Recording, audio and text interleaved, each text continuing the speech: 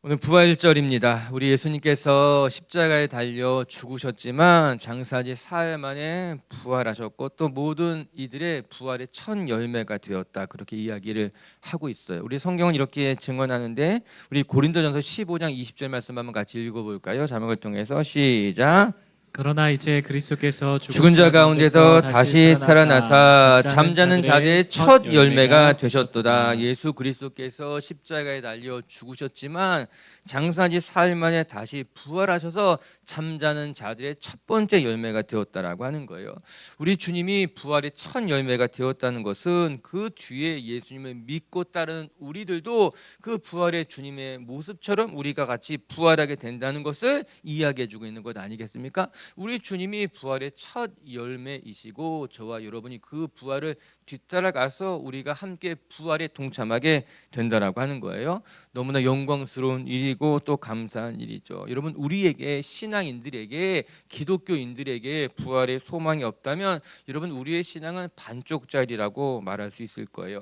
아니, 부활의 신앙이 없다면 반쪽짜리라고도 말할 수 없을 만큼 이 부활의 신앙은 우리의 전부이기도 할 것이에요. 그래서 부활의 신앙은 소중합니다. 여러분, 개신교의 십자가와 또 이제 카톨릭의 십자가가 사실 조금 다르게 생겼지 않습니까? 천주교에서 사용하는 십자가를 보게 되면은 십자가 위에 면류관 쓰신 예수님이 그곳에 계십니다. 그러나 개신교에서, 우리 개신교에서 사용하는 십자가에서는 그 십자가에 예수님이 계시지 않고 십자가만 있습니다.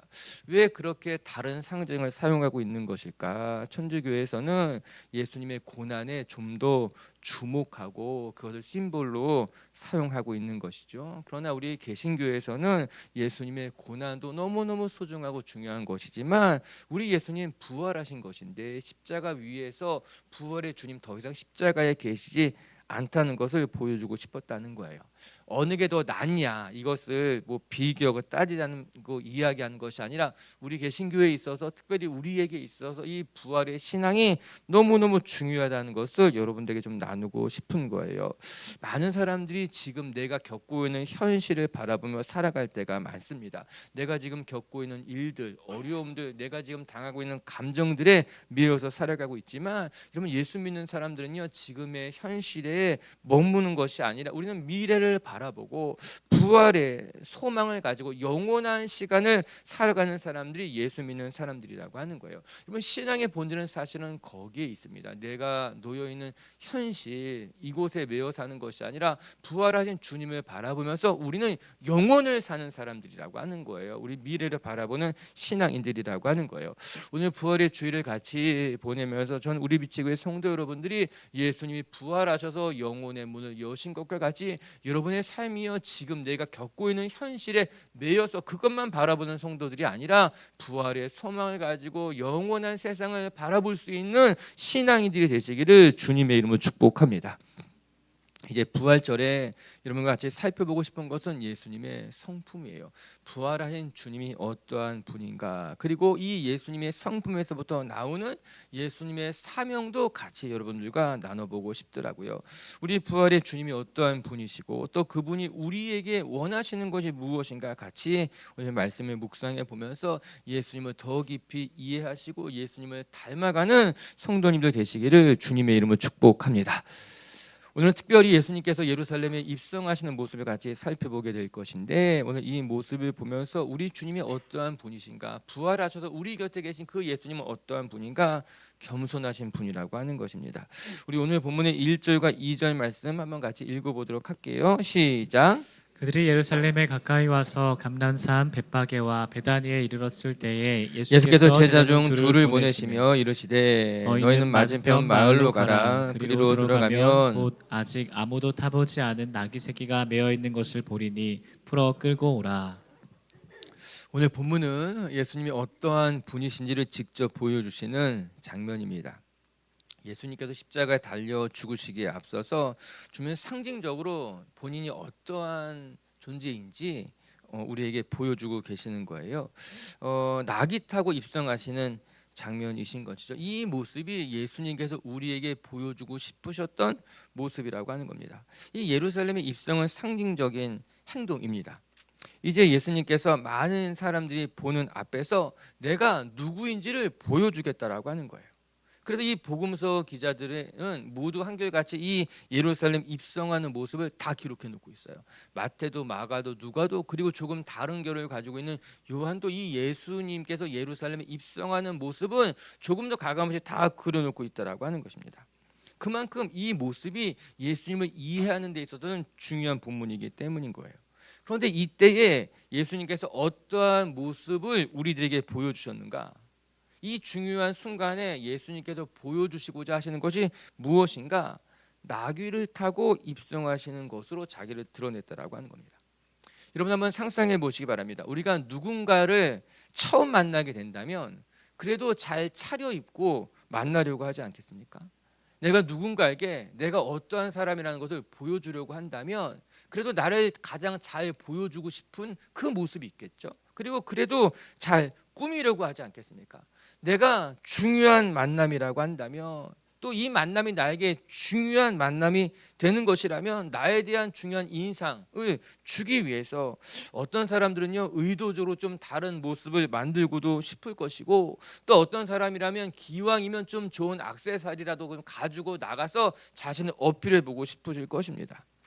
그런데 오늘 예수님께서는 예루살렘에 입성하시면서 많은 사람들이 예수님을 맞이하는 바로 그때에 의도적으로 나귀를 타셨다라고 하는 거예요. 게다가 그냥 나귀가 아니라 나귀 새끼 어린 나귀를 선택하셔서 사람들 보는 앞에서 예루살렘으로 들어가셨다 그렇게 이야기하고 있는 것입니다. 인간적인 관점에서 본다면 왜 이런 모습으로 굳이 우리에게 나타나신 것일까? 그런 의문을 가져볼 만한 거예요. 이 땅에 왕으로 오신 예수님이시고 이 세상을 구원할 메시아로 오신 분이시라면 이 순간만큼은 그래도 메시아다운 모습으로서 왕과 같은 모습으로서 예루살렘에 입성해서 사람들에게 자신의 모습을 드러내면 좋으셨을 것인데 오히려 예수님께서는 어린 나귀를 선택하셔서 나귀 타고 오시는 모습으로 자기를 드러내셨다라고 하는 것입니다. 충분히 예수님의 의도적인 면이라고 말할 수 있을 거예요. 그럼 왜 예수님께서 이 중요한 순간에 어린 나귀를 타고 들어오시는 것일까? 예수님의 메시지였습니다. 그리고 그 메시지가 무엇인가? 우리는 두 가지 정도 생각해 볼 수 있을 거예요. 첫 번째는 예수님의 성품이 그러하셨다는 거예요. 예수님의 성품 자체가 겸손하신 분이시기 때문에 자기를 화려하게 꾸미거나 남들에게 보여주기 위해서 무엇인가 더하려고 하시지 않았다라고 하는 겁니다. 그 예수님의 성품이 그런 분이라는 것이 너무나 감사한 거예요. 자기를 과시하기 좋아하는 사람들이 있습니다. 내가 적게 가졌어도 많이 가진 것처럼 보여주고 싶고 내가 좀 부족하더라도 나는 부족하지 않아 그렇게 보이려고 자기를 좀 더 부풀리려고 하는 사람들도 있어요. 반면에 또 어떤 사람들은요 겸손하게 살아가는 것이 마음이 편하고 익숙한 사람들이 있습니다. 내가 남들에게 더 화려하게 보이려고 뽐내고 살아가는 것이 아니라 그냥 나는 내 모습 그대로 살아가는 것이 좋아. 그것에 마음의 편안함을 느끼며 살아가는 사람도 있는 거예요. 예수님은 어떠한 분이셨을까? 후자라고 하는 거예요. 자기를 막 화려하게 드러내고 부풀리기보다는 그냥 겸손한 모습으로 살아가는 것이 예수님은 편하셨고 그렇게 살아가기를 원하셨던 것이 예수님이라고 하는 거예요. 이런 과시는 결핍이라는 말을 하더라고요. 자꾸만 내가 무엇인가 과시하려고 하는 사람들은 그에게 결핍이 있기 때문이라고 하는 거예요. 자꾸 내가 대단한 것처럼 말하고 내가 자꾸 더 많이 가진 것처럼 이야기하는 사람들은 오히려 그에게 결핍이 있기 때문에 그 결핍으로 자기를 과시하게 된다라고 하는 거예요. 저 그 말이 맞는 것만 같습니다. 과시하려고 하는 사람들을 들여다보게 되면은 오히려 결핍이 보이는 거예요. 아, 참 안 됐다. 그러니까 저렇게 드러내려고 하지 말에 있어서도 그렇고 행동하는 것에도 있었고 안타까운 거예요. 반면에 예수님은요 자신의 권세와 능력 충분히 가지고 있으셨음에도 불구하고 그것을 과시하려고 하지 않았습니다. 아니 오히려 예수님의 행적을 들여다보면은 예수님은 전혀 알리지 말라고도 이야기하신 적이 있어요. 내가 경험한 거, 내가 본 것을 절대로 알리지 말아라. 어떻게 예수님께서 그렇게 말씀하신 것일까? 예수님은 누구에게 자기를 부풀릴 만큼 부족하지 않았어요. 이미 예수님은 그 안이 충만하셨기 때문에, 하늘의 것들로 가득하셨기 때문에 굳이 더 있어 보이려고 애쓰시지 않았다는 겁니다. 겸손하게 나귀를 타셨음에도 불구하고 그 모습 속에서 예수님의 권위와 권세를 다 가지고 계셨던 것이 우리 예수님이라고 하는 거예요. 저는 이 예수님의 모습을 들여다보면서 우리 빛의교회 식구들도요, 나를 과시하고 부풀리려고 하는 어리석음에서 벗어나기를 바라고, 오히려 여러분의 겉을 화려하게 꾸미려고 하는 것이 아니라 여러분의 안을 예수로 충만하게 만들어 가시는 분들이 되시기를 주님의 이름으로 축복합니다. 여러분, 우리가 하늘의 것으로 충만하게 되면요, 우리는 가만히 있어도 빛이 나며 조용히 사역을 해도 그 모습에 힘이 있으며 우리 안에서 아름다운 향기가 저절로 흘러나게 될 줄로 믿습니다. 여러분, 요란한 사람 치고요, 충만한 사람 못 봤습니다. 요란하게 말하고 요란하게 행동하는 사람들 치고서 충만한 사람은 없어요. 그리고 두 번째, 예수님께서는요, 자신이 어떤 분인지를 보여주기 위해서 나귀를 선택하신 것도 있습니다. 여기에는 충분히 의도성이 있다고 말할 수 있을 거예요. 굳이 나귀를 선택하신 것은 구약의 말씀을 이루려고 하심이신 것이죠. 또한 메시아로 오신 그리스도가 어떠한 분이냐, 그분은 겸손한 분이라는 것을 상징적으로 보여주기 위해서 나귀 중에 어린 나귀를 선택하셨다라고 하는 거예요. 우리 마음속에 굳이 나귀를 타셔야만 했습니까? 그러나 예수님께서는요, 그러고 싶으셨던 거예요. 그렇게 해야만 하셨다는 거예요. 하나님의 아들 예수 그리스도이시면서도 동시에 그분은 이 세상에서 나귀를 타고 오실 만큼 겸손한 분이라는 것을 의도적으로 보여주시기 원했다라고 하는 거예요. 여기서 우리는 예수님이 어떠한 분인지를 기억해야만 할 것입니다. 여러분, 예수님은요, 우리에게 자기를 드러내고 화려함으로 보이고 자기를 높이려고 오신 것이 아니라, 예수님은 철저히 이 땅에 섬기러 오신 분, 낮아지러 오신 분이라는 것을 보여주셨고, 우리는 그걸 기억해야 된다라고 하는 거예요. 우리가 오늘 부활의 주님을 찬송하고 있는데, 이 부활의 주님을 찬송하면서 주님의 부활과 권세와 권능을 높이겠지만, 그 주님의 권능과 권세는 예수님의 섬김에서부터 시작된 아름다운 권세와 권능이라고 하는 것입니다. 말씀 한 절 읽어볼까요? 마가복음 10장 45절 말씀 한번 읽어볼게요. 시작. 인자가 온 것은 섬김을 받으려 함이 아니라 도리어 섬기려 하고 자기 목숨을 많은 사람의 대속물로 주려 함이라. 예수님께서 이 땅에 오신 이유가 무엇이냐? 분명하게 나는 왕이고 이 세상을 구원할 메시아지만 나는 섬김을 받으러 오지 않았다. 나는 오히려 이 세상을 섬기러 온 것이기 때문에 나는 나귀를 타고 예루살렘에 들어가서 내가 이 땅에 섬기러 온 것을 보여주겠다라고 하는 거예요. 여러분, 교회에 섬기러 오셨습니까? 아니면 섬김을 받으러 오셨습니까? 여러분, 가정에서 섬기길 원하십니까? 섬김을 받기를 원하십니까? 여러분의 삶의 방향성은 어디에 있습니까? 우리의 삶의 방향성이 섬김을 받기를 원한다면 우리는 주님을 만날 수가 없어요. 왜냐하면 섬김을 받으러 가는 그 방향에는 주님이 계시지 않기 때문인 거예요. 우리가 언제 주님을 만날 수 있느냐? 우리의 삶의 방향이 섬기는 방향일 때 그 끝에 가면 주님 만날 수 있는 거예요. 교회 와도 주님을 볼 수가 없어요. 교회 와도 은혜가 없어요. 이유는 한 가지예요. 내가 섬김을 받으러 이 자리에 왔기 때문에 주님을 만날 수가 없는 거예요. 우리 주님은 이곳에 섬기러 오셨다는 것을 기억하면서 주님처럼 섬길 때 주님이 여러분을 돌보시고 지키게 될 줄로 믿습니다. 두 번째, 우리 주님이 이곳에 섬기러 오신 거, 정말 겸손하신 모습으로 오셨다는 것을 기억한다면, 그리고 두 번째는 주님은 이곳에 겸손한 모습으로 오셔서 우리를 화평케 하신다는 거예요. 더 나아가 우리를 화평케 하는 자로 부르셨다라고 하는 사실입니다. 사실 예루살렘으로 입성하는 이 장면은 로마가 전쟁에서 승리하고 돌아오는 개선 장군의 모습을 모티브로 하고 있습니다. 로마 제국이 당시에 여러 나라들을 정복 전쟁하고 이제 승리하고 돌아올 때에는 그 장군이 또 때로는 황제가 큰 말을 타고 입성한다라고 하는 거예요. 다시 로마로 되돌아오는 거예요.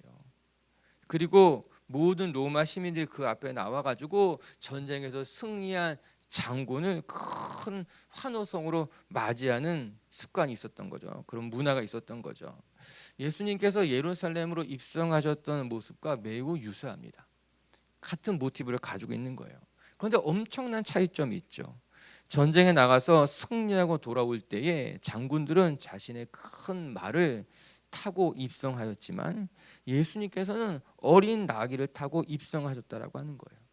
말과 나귀의 대조적인 모습이 보이는데 이것들이 상징하는 것이 무엇일까 하는 것입니다. 말이라고 하는 것은 힘이 있죠. 전쟁을 승리로 이끄는 매우 중요한 자산이었습니다. 그렇기 때문에 말은 전쟁과 승리를 상징하는 중요한 심볼이었어요. 반면에 힘이 없는 작은 나귀는 평화를 상징했다고 합니다. 말은 힘으로 상대를 제압하는 것이었지만 나귀는 상대방의 짐을 실어주는 데 사용했던 가축이었던 겁니다. 나귀를 타지 않습니다. 나귀에는 짐을 실은 거예요.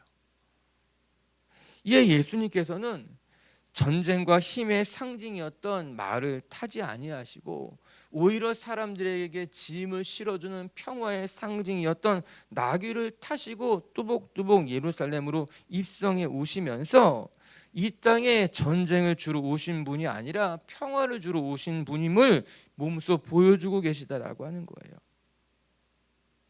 주님이 이 땅에 오신 이유가 무엇일까? 주님이 이 땅에서 십자가를 지신 이유가 무엇일까? 그것은 전쟁에서 승리케 하는 것이 아니라 오히려 이 세상에 평화를 주기 위해 오셨다라고 하는 것입니다. 여러분, 예수님께서 평화를 주러 오셨다는 구절은요, 성경에 엄청나게 많이 나옵니다. 주님이 누구이시며 주님이 이 땅에 왜 오신 것이냐? 우리 누가복음 말씀 한 절 읽어볼까요? 누가복음 2장 14절 말씀 시작. 지극히 높은 곳에서는 하나님께 영광이요 땅에서는 하나님이 기뻐하시는 사람들 중에 평화로다 아니라 하나님께는 영광이 되고 예수님께서 이 땅에 오신 탄생이 이 땅에는 평화가 될 것이다. 여러분, 에베소서 말씀 한번 같이 읽어볼까요? 에베소 2장 14절 말씀 2장 14절 말씀. 이거 제가 안 드렸나요? 제가 한번 읽어드리면 이래요. 에베소 2장 14절은요, 그는 우리의 화평이신지라 둘로 하나를 만드사 원수된 것 곧 중간에 막힌 담을 자기 육체로 허무시고, 이렇게 나옵니다. 우리 예수님이 화평이라고 하는 거예요. 예수님의 존재 자체가 화평이다, 이렇게 말합니다. 저 이 말씀이 너무 놀라운 거예요. 그분의 존재 자체가 화평이라고 하는 거예요. 어떤 사람은요, 존재 자체가 다툼이고 분노인 사람들이 있습니다. 얼굴에 분노가 가득하고 어느 누구하고도 화평하게 지나지 않는 사람들이 있어요. 그런데 우리 주님은 그 존재 자체가 그는 화평이시라. 이 땅에 화평을 주기 위해서 가운데 막힌 담을 허무시고 서로가 서로를 용납하고 화해하게 하기 위해서 주님이 이 땅에 오신 분, 그게 예수 그리스도라고 이야기한 건 아니겠습니까? 이에 분명 우리 주님이 원하시는 것이 무엇인가? 그분은 화평이신 분으로서 다툼과 분쟁이 아니라 이 땅을 화평케 하기, 평화를 주시기 위해 오신 분이라 말해주고 있는 것 아니겠습니까? 이 세상에 평화를 주시는 분이라고 하는 거예요. 그렇다면 예수님의 삶이 추구하는 바가 무엇이고 예수님이 이 땅에 우리에게 원하는 것이 무엇인지를 분명히 보여주고 있는 것 아니겠습니까? 예수님은요, 이 세상에 평화를 주기 위해 오신 분이시고 이 땅에는 모든 주의 자녀들이 서로에게 화평케 하는 삶을 살아가기 원하셨다라고 하는 거예요. 이게 주님이에요. 우리가 늘 말하는 평화의 왕으로 오신 예수 그리스도. 그런데 만약에 우리가 예수님은 평화의 왕이다라고 이야기하는 것이 그냥 우리의 슬로건이 된다면, 여러분, 우리의 신앙은 매우 형식적인 신앙이 되기 쉽습니다. 주님이 평화의 왕인데 뭐 어쩌라는 거예요? 여러분들과 무슨 상관이 있어요? 주님이 평화의 왕이라는 것이 여러분의 신앙과 여러분의 삶에 어떠한 의미가 있느냐, 어떠한 메시지가 되느냐, 그거 중요한 것 아니겠습니까? 여러분, 우리가 믿고 따르는 예수님이 어떠한 분인가? 그분은 평화예요. 이 땅에 평화를 주러 오셨어요. 그분이 추구하시는 것은 이 땅을 화평케 하는 것이에요. 그럼 우리의 삶이 어때야 되는 거예요? 우리는 무엇을 바라보고 무엇을 소망해야 되는 삶을 살아가야 되냐라고 하는 거예요. 우리도 당연히 우리가 믿고 따르는 주님이 이 땅에 평화의 왕으로 오신 분이라면, 이 땅에 평화를 심고 평화케 하기 위해서 오신 분이라면 우리가 추구하는 삶도 평화의 삶이 되어야 되는 것이죠. 고린도후서 5장 17절과 18절은 예수를 믿고 난 우리의 존재가 어떻게 바뀌어야 되는지를 보여주고 있어요. 우리 같이 한번 고린도후서 말씀 읽어볼게요. 시작. 그런지 누구든지 그리스도 안에 있으면 새로운 피조물이라 이전 것은 지나갔으니 보라 새 것이 되었도다. 모든 것이 하나님께로 났으며 그가 그리스도로 말미암아 우리를 자기와 화목하게 하시고 또한 우리에게 화목하게 하는 직분을 주셨으니 아멘. 우리가 너무나 잘 알고 있는 고린도후서 5장 17절의 말씀, 누구든지 그리스도 예수 안에 있으면 새로운 피조물이다. 이전 것은 지나갔으니 내가 새 것이 되었도다. 그 우리에게 하나님이 원하시는 것이 무엇인가? 우리를 새롭게 만드신 목적이 무엇이냐? 그게 18절에 나오잖아요. 또한 우리를 자기와 화목하게 하시고 우리를 화목해 하는 직분을 주시기 위함이라고 하는 거예요. 우리를 주님의 자녀 삼아 주시고 우리를 새롭게 창조하신 이유는 우리 한 사람 한 사람을 화목케 하는 도구로 하나님이 부르셨다라고 하는 것입니다. 마태복음 5장 9절 말씀은 이렇게 나와요. 우리가 잘 아는 말씀인데 화평케 하는 자는 복이 있나니 그들이 하나님의 아들이라 일컬음을 받을 것입니다. 즉 겸손하여 나귀를 타고 오신 우리 예수 그리스도죠. 이 땅에 평화의 왕으로 오신 예수 그리스도께서 우리에게 원하시는 성도의 삶이 무엇인가? 이 땅에 평화를 심고 화평케 하는 존재로 살아가기를 원하시는 것이 예수님께서 우리를 위해서 죽으시고 부활하신 중요한 목적이 된다라고 하는 것입니다. 오늘도 우리는 우리 자신에게 물어봅니다. 나는 화평케 하는 자인가? 아니면 나는 분쟁케 하는 사람인가? 내가 추구하는 삶은 화평케 하는 삶인가?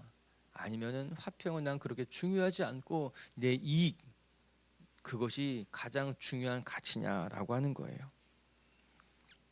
저는 이 시대에 우리 예수 믿는 사람들이 여러분의 삶의 주변을 화평케 하고 더 나아가서 온 세상을 화평케 하기 위해서 기도할 수 있는 성도님들 되시기를 주님의 이름으로 축복합니다. 끝으로 세 번째 같이 살펴볼 것은 주님께서 나귀를 타고 입성하신 장면에서 우리가 기억해야 될 것이 그 나귀를 내어준 사람의 아름다운 헌신이라고 하는 거예요. 나귀를 타고 입성하신 장면에서 이 나귀의 주인을 생각하지 않을 수 없습니다. 그가 누구일까? 그리고 그는 어떻게 자신의 나귀를 내어주게 되었을까? 우리 3절, 우리 2절과 3절을 같이 한번 읽어볼게요. 2절, 3절 말씀에서 시작. 이르시되 너희는 맞은편 마을로 가라. 그리로 들어가면 곧 아직 아무도 타보지 않은 나귀 새끼가 매어 있는 것을 보리니 풀어 끌고 오라. 만일 누가 너희에게 왜 그렇게 하느냐 묻거든 주가 쓰시겠다 하라. 그리하면 즉시 이리로 보내리라. 아멘. 그 당시 나귀는 큰 재산이었을 것입니다. 누군가가 함부로 풀어서 가져가려고 한다면 필사적으로 뺏기지 않아야 했을 것입니다. 그런데 그때 주님이 쓰시겠다 하십니다 라고 말하면 그 사람이 즉시 내어줄 것이라고 하는 거예요. 여러분, 이것이 가당한 말이겠습니까? 내 삶의 가장 중요한 재산을 누가 말없이 가져가려고 할 때에 그 한마디 주님이 쓰시겠다고 하십니다, 이 말에 내어줄 수 있겠느냐라고 하는 거예요. 그런데 주님께서 그렇게 말씀하십니다. 내어줄 것이다. 넌 두말하지 말고 가서 나귀 새끼를 보거든 그 나귀를 끌고 가지고 오라라고 하는 거예요. 저 이 부분이 너무너무 감동적입니다. 제가 새벽 예배 때도 한번 전한 적이 있는데 우리식으로 말한다면 예수님은 그 사람을 신뢰했던 거예요. 아, 그 사람이 내어줄 거야. 걱정하지 말아라. 이 말씀을 대하면서 주님이 우리를 이렇게 믿어준다면 얼마나 좋을까. 아, 아무개 집사는 그냥 내어줄 거야. 아, 아무개 권사는 그냥 내어줄 거야. 주님이 그렇게 생각하셨다라고 하는 거예요. 여러분 너무나 영광스럽지 않습니까? 주님께서 저와 여러분을 생각할 때에 야, 안 내줄 거야 그 사람. 잘 사정을 해봐. 타협을 좀 해봐. 그리고 설득을 시켜야 돼. 그게 너의 역할이다. 베드로야, 가서 좀 어떻게 갖고 와봐라. 얼마나 슬프겠어 우리 마음이. 주님이 나를 그렇게 생각하신다면 초 목사 그렇게 순종할 사람 아니야. 쉽지 않을 거다. 그렇게 주님이 우리를 생각하신다면 그 얼마나 부끄러운 일이겠어요. 아닌데 나는. 아니, 주님이 그렇게 생각하신다는 거예요. 오늘 말씀 보니까 주님이 이 나귀의 주인을 아셨던 거예요. 그 사람이 내어줄 거다. 어떻게? 즉시 내어줄 거야. 걱정하지 말고 가서 나귀 새끼를 보거든 그냥 풀고 가지고 오라라고 하는 거예요. 전 우리 미체교회 식구들이 주님이 신뢰하는 분들이 되시기를 주의 이름으로 축복합니다. 주님이 여러분을 볼 때마다 아, 참 신뢰할 만한 사람이지, 내가 교회를 맡길 만한 사람이지, 그렇게 주님 앞에 신실한 모습으로 살아가면서 여러분의 신앙이, 여러분의 삶이 주님 앞에 신실한 종으로 드려질 수 있기를, 그렇게 성장해 가시기를 주의 이름으로 축복합니다. 그리고 두 번째는 이 사람의 모습도 들여다보고 싶은 거예요. 이 사람은 주님의 말씀에 순종했습니다. 그것도 즉시라는 말이 나오더라고요. 갈등하지 않았다는 거예요. 또한 이리저리 재보지도 않았다라고 하는 것입니다. 말씀을 보면서 이 귀한 사람의 이름이 등장하지 않습니다. 아, 이름이라도 등장해야지 이 나귀를 나중에 찾아줄 텐데 이게 이 나귀 찾아주려면 그래도 이름이라도 좀 기록해 놓고 그가 어느 동네에 누구고 어떻게 생겼는지 이름조차 기록되어 있지 않은 사람이라고 하는 거예요. 그리고 너무 귀한 것은 주님이 가셔서 내가 좀 쓰자라고 말하면 내어줄 법한데 주님이 아니라 다른 사람을 보낸 거잖아요. 그런데도 불구하고 이 사람이 그 말씀에 그냥 자기의 마음을 다 열고 내어주었다라고 하는 거예요. 말씀을 보면서 아, 헌신이란 게 이런 것이겠구나. 사실 이 사람의 이름이 기록되어져 있지 않은 것이 더 이 사람을 빛나게 하는 것 같아요. 이 사람의 이름이 기록되어 있고 그가 내어준 나귀 새끼의 값이 얼마인지 기록되어져 있고, 그리고 그가 나중에 그 나귀를 되찾았다, 이게 기록되어 있지 않고 정말 신비롭게도 그 사람은 이름도 어디 사는 누구인지도 기록되어 있지 않은 채로 마태도 마가도 누가도 요한도 그냥 그렇게 기록해 놓고 있는 것이 오히려 이 사람의 이 섬김과 헌신을 빛나게 하는 것만 같은 거예요. 우리가 헌신하자고 한다면 이 사람처럼 헌신하면 좋겠다. 이름도 또 내가 무엇 했는지도 누군지도 잘 보이지 않게 조용히 헌신하는 것. 여러분 우리 교회에도 이런 분들이 여럿 있습니다. 마치 이 나귀의 주인처럼 주가 쓰시겠다 하면은 정말 조용히 자기의 가진 것을 다 내놓으시고 조용히 봉사하고 헌신하면서 자기를 드러내지 않는 분들이 우리 교회에도 여러 있습니다. 이 모습이 참 성도의 모습이고 우리가 추구하는 추구미 이야기하잖아요. 전 우리 미체교회가 이 나귀의 주인과도 같이 요란하게 헌신하고 시끄럽게 봉사하는 것이 아니라 주님께서 원하신다면 가져가십시오.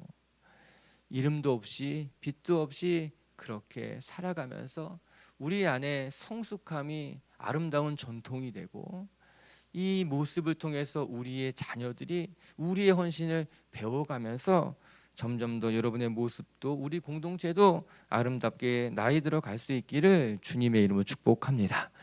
말씀을 정리하도록 하십시다. 오늘 부활의 주일날 우리 예수님께서 부활하셔서 우리 곁에서 우리를 붙들고 계시고 우리를 통해서 일하시기를 원하시는 줄 저는 믿습니다. 우리 빛의 교회 성도 여러분들이요, 매일매일 부활의 주님과 동행하시면서 지금을 사는, 지금 당장의 걱정과 근심, 내 감정만 소중하다고 생각하는 것이 아니라 우리 빛의 식구들이 부활의 소망을 붙들고 영원을 살 수 있는, 먼 미래까지 바라볼 수 있는 성도님들이 되시기를 주님의 이름으로 축복합니다. 부활의 주님이 어떠한 분일까? 첫 번째, 우리 주님은 겸손하신 분이시다. 그래서 나귀를 타시고 우리 곁에 다가오시는 분이시다. 전 우리 빛의 식구들이요, 내 모습을 화려하게 과시하고 부풀리는 것이 아니라 그것은 오히려 내 결핍이구나 깨달으시고 더 겸손하게 자신을 낮출 수 있는 성도님들이 되시기를 주님의 이름으로 축복합니다. 두 번째, 겸손한 왕으로 오신 우리 예수님은 이 땅에 평화를 심으시고 평화를 만드시는 분이라고 하는 거예요. 우리 빛의 교회 식구들도요, 여러분이 머문 자리를 화평케 하고 또 이 세상의 평화를 선포할 수 있는 성도님들이 되시기를 주님의 이름으로 축복합니다. 세 번째, 우리 나귀를 타고 입성하신 것을 보면서 우리도 이름도 없이 빛도 없이 내 가진 것을 주님 앞에 내어줄 줄 아는 참 멋진 나귀 주인, 그 사람처럼 됐으면 좋겠다 싶습니다. 할렐루야.